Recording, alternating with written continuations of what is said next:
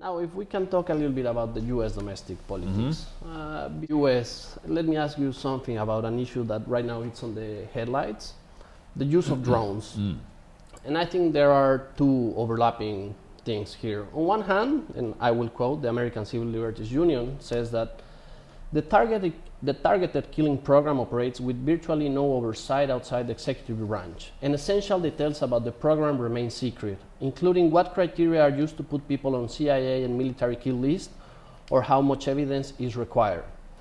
Also, it continues, and I quote, the US continues to carry out illegal targeted killings in Pakistan, Yemen, Somalia, and elsewhere. The government must be held to account when it carries out such killings in violation of the Constitution and international law.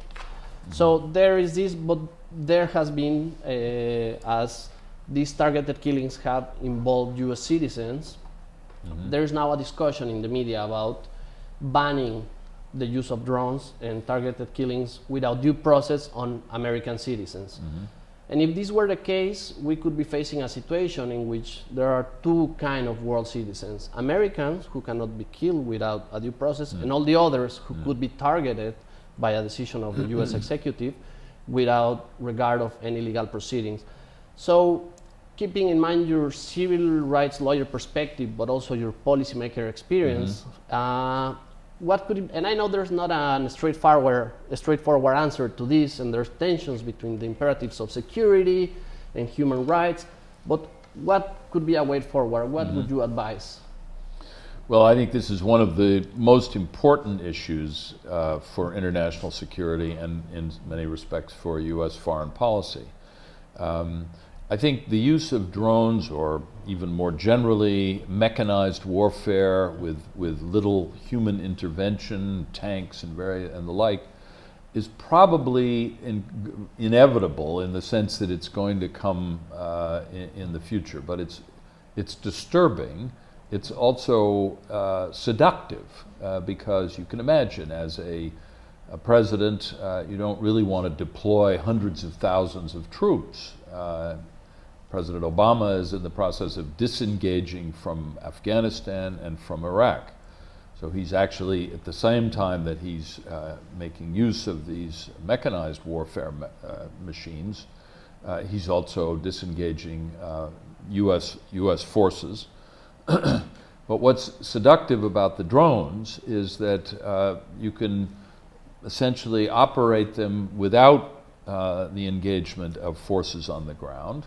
You can probably limit the amount of civilian damage that's done in a setting where you're doing counterterrorism or you're even fighting a war. But in a setting where they're completely unregulated, either by international law or domestic law, I worry that we're entering into a world that is really going to be lawless, and that drones are certainly not going to be the sole the sole purview of the United States. There are other countries and even other shadowy forces in the world, including terrorists, who might end up using them. So my own view is that there needs to be a high degree of regulation brought to bear on this. And I'm glad to see that there is now some debate beginning in the United States, including within the administration itself, as well as in the Congress, about requiring a much more elaborate system of checks and balances against the use of these kinds of mechanisms. Now, there are some examples of regulation that have worked in the field of electronic surveillance, for example, wiretapping or overhearing of other conversations, which has been a standard security tactic of all governments for a long time. The United States, and I was involved in this when I was a lawyer for the American Civil Liberties Union, enacted a statute in 1978 called the Foreign Intelligence Surveillance Act. And it required a court to oversee the intelligence wiretapping that was being done by security agencies involving, in this case, American citizens, and requiring some kind of judicial warrant or oversight that would be applied in this, so it would not be simply the decision of a few bureaucrats or even the president alone. Now, that's not a perfect solution either. The critics of that solution say, well, it's not really very effective oversight. But the policymaker in me says that we should make sure that we develop systems that are workable, because if we try to develop systems that are unworkable, then it's likely that something else is going to happen that could be even worse, other aspects of the use of drones. So this is, this is a disturbing future part of the 21st century that we're looking at. And it's not just the United States, it's not just the drones that have been used so far, but it's this whole mechanized conflict and warfare that I see developing.